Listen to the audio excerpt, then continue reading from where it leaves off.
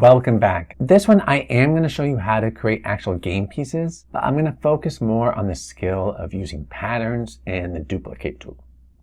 So the first thing I'm going to do is take this ring and make a bunch of them up and down here. And you could do this by hand, but I'm going to show you a much easier way. So the first thing I'm going to do is I'm going to ungroup. And to ungroup, you come up here and hit the ungroup. And you notice, even though there's more than one piece, when I hit ungroup, it just undid the ring because that was the last group I did. So if I ungrouped again, it would ungroup the head. So it does it in reverse of the way I did it. Now I'm going to group back the head onto the base without the ring. And one way to do that is if I click on the head, I can hold Shift and click on the base. It's another way to select multiple objects and a little easier than dragging if there's an object in the middle you don't want to select. So I'm going to group those again. Okay. Oops, that became blue, which is the same color as the ring. Let's change that. So I'm going to show you how to change colors quickly. Come up here, change it to green. All right, now I can see the difference. These colors are not relevant to when you 3D print it. When you 3D print your object, it will be whatever color plastic you have. So I'm going to click on this ring, and I'm going to move it up a little bit to the topmost part I want it. And then I'm going to hit duplicate. You'll notice you can also hit Control D. In green, it shows you there. And then I'm going to bring it down slightly. That looks good. Now, without selecting off of it, it remembers how much I move it down. And if I duplicate it, it continues that pattern. And I can continue that pattern by hitting duplicate for as long as I want. And now I have a nice looking pattern of rings on my piece. I'm going to click and drag to select all of them and group.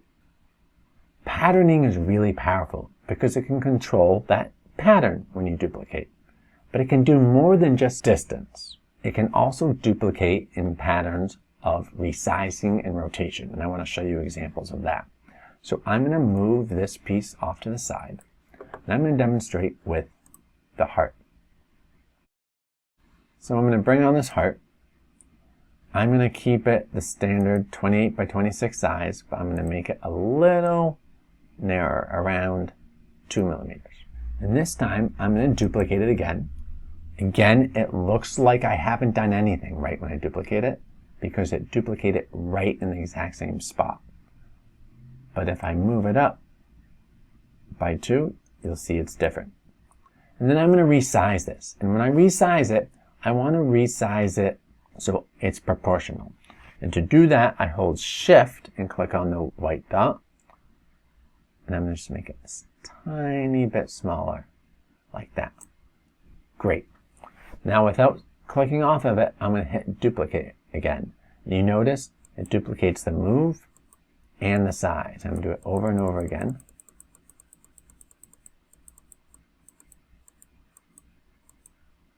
Looks great. The only thing is, you notice the hearts are not centered. They're tilted. And maybe that's what you want. But if you want them all centered, no problem. Click and drag to select them all. Click on the Align tool and say center this way and center that way. Now you'll notice the hearts are all centered and it kind of looks like I have 2 legs. In fact, I can select all these and group them. And they'll become one object. It doesn't look that much different when I group them and become one object, but it's still useful because they will now travel together. I can also resize it together if I want the whole thing a little bigger or a little smaller. Notice when I make it bigger, each step becomes bigger as well, right? You've now seen 2 different ways I've used duplicate to make 2 different types of patterns. But I did mention you can use duplicate to create rotating or circular patterns. That is a little trickier, but I'm going to give you a quick overview now so you can play with it. First thing I'm going to do is drag this out. And I'm going to turn it flat. So we haven't talked about rotation yet. That's what these arrows do, and I can click here. And when I rotate, you see how it jumps?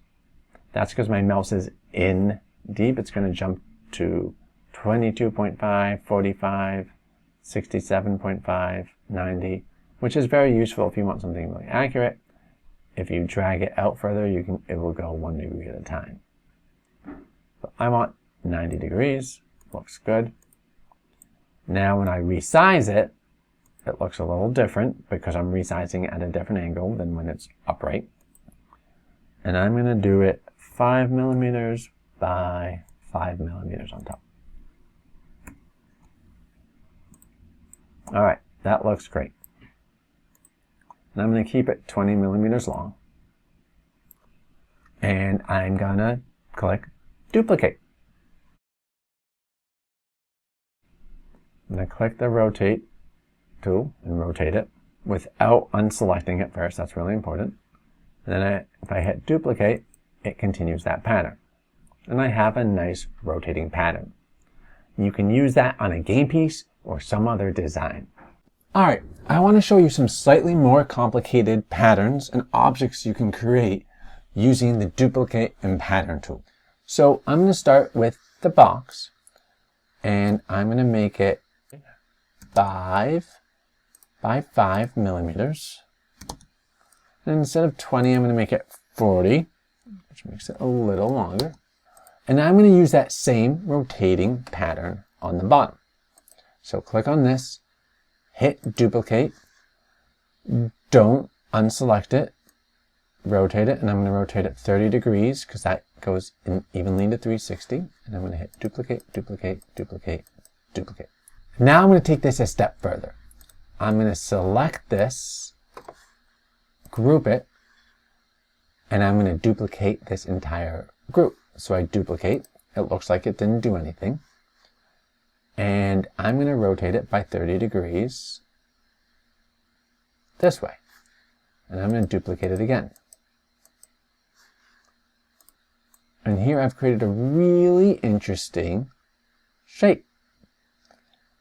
Now, if you were going to 3D print this shape, it would be a little more complicated because it would either require a lot of supports, which would be a pain, or you could split it in half and print it in 2 different parts.